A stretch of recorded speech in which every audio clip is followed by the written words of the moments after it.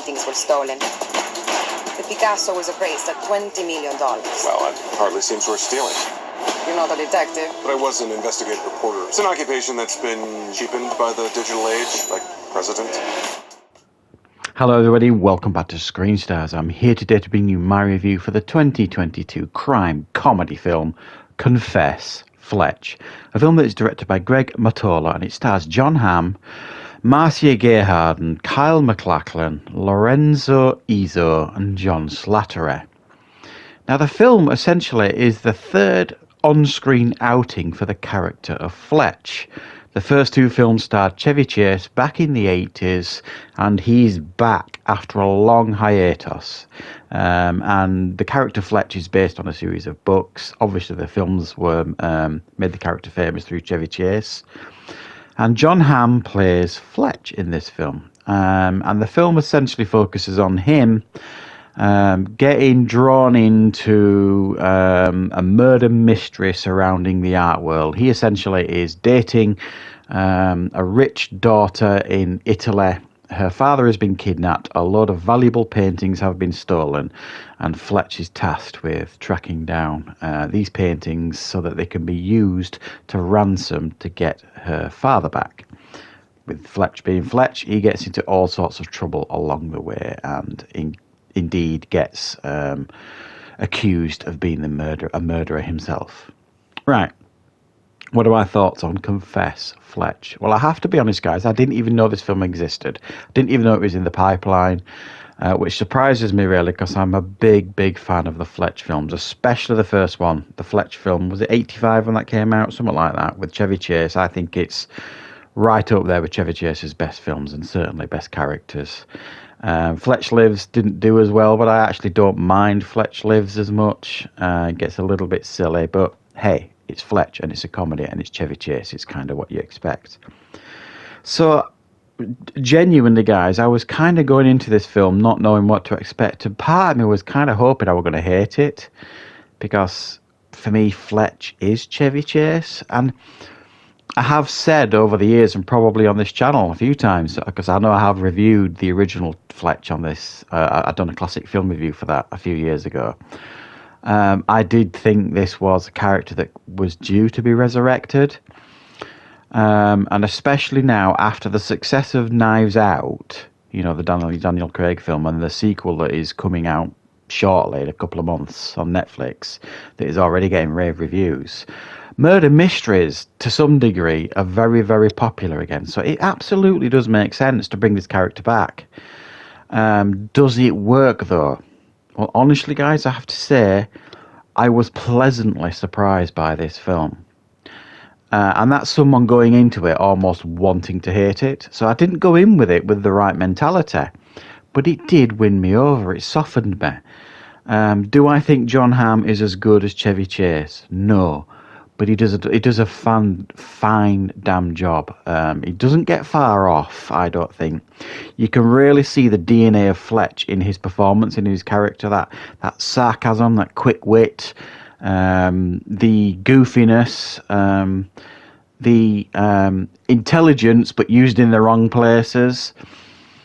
The pure comedy that you get from Chevy Chase, you don't really get in Jon Hamm.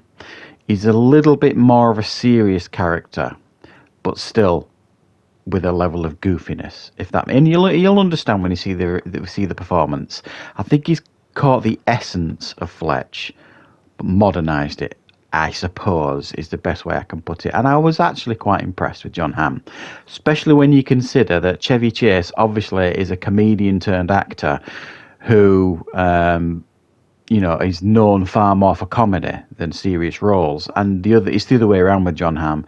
He's more of a dramatic actor, I suppose you could say. He's done a few comedy things over the years, but he's not known as a comedian. So they kind of went with a different twist here, in a sense of they chose an actor to turn in a comedic performance, and I think Jon Hamm does an absolutely fine job.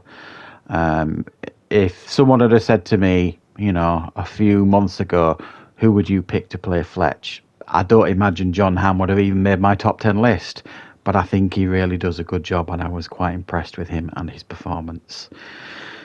I think things that I don't necessarily think worked in this film. There's too many characters, and you don't necessarily know who they all are. So it's one of those films where he's being interrogated either by the police or talking to other characters, and they'll start throwing out these names of people, and you can't visualize in your head who that person is because you haven't made that connection with them. You haven't built a relationship with that character. And so there's a little bit of that going on in this film, but it all kind of makes sense by the end. You know, when it's one of those films that, whereas, you know, traditional murder mysteries like Knives Out and things like that and Sherlock Holmes stuff, all that kind of stuff, you know, and the Murder on the Orient Express, you know, the Kenneth Branagh Poirot stuff, you know, you've got these intelligent investigators that reveal all by the end and make themselves look magnificent. Well, Fletch isn't like that. He's a gifted investigative journalist, but he doesn't kind of really know what he's doing. He just kind of stumbles through to the end and kind of manages to survive somehow. So he kind of gets there by the end, but it's almost by accident rather than design. So he's not like one of these suave investigators that you see in other films. He's a little bit more goofy and is a little bit more clumsy than some of the others. But I think that's the absolute charm of the character. So I think this film surprised me a little bit. It's got an awful lot of charm to it. It's very well made.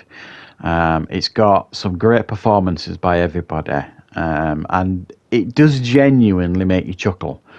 Can I honestly, hand on heart, say, you know, it was a laugh a minute? No, it's not that kind of comedy. But then again, the original Fletch wasn't, to some degree.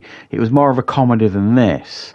But this does feel like it's kind of shifted a little bit more towards a modern audience. And it does make you chuckle now and again. It's very, very charming. It's well written and it's well performed. And it's got some memorable moments in the film. One thing again as well it didn't lack, which if you like the original Fletch and you like those goofy disguises he used to wear, there's none of that here. Like I say, they've kind of made it a little bit more serious. It probably wouldn't have worked in 2022 if they'd have put Fletch in a load of silly disguises. But honestly, I was ready to not like this film, but hand on heart, I can't honestly say I did. Could it have been better? I think so. If they'd have put a bit more time and effort into some of the characters, so they made them a bit more memorable. Gets a bit messy with the plot here and there, but ultimately, the reveals and everything are all there, and it all makes sense by the end. And I was quite charmed by the film. I'm not going to lie. I'd be interested to see actually more from John Hamm playing Fletch. So I'm going to give this one a 7 out of 10. I do think it's worth checking out, especially if you're a fan of the original Fletch films. I'm a huge fan of those films, and it kind of won me over this one. So give it a go, guys. Let me know what you think in the comments when you've seen this film. And of course, I'll be back with loads more content on the channel very, very soon.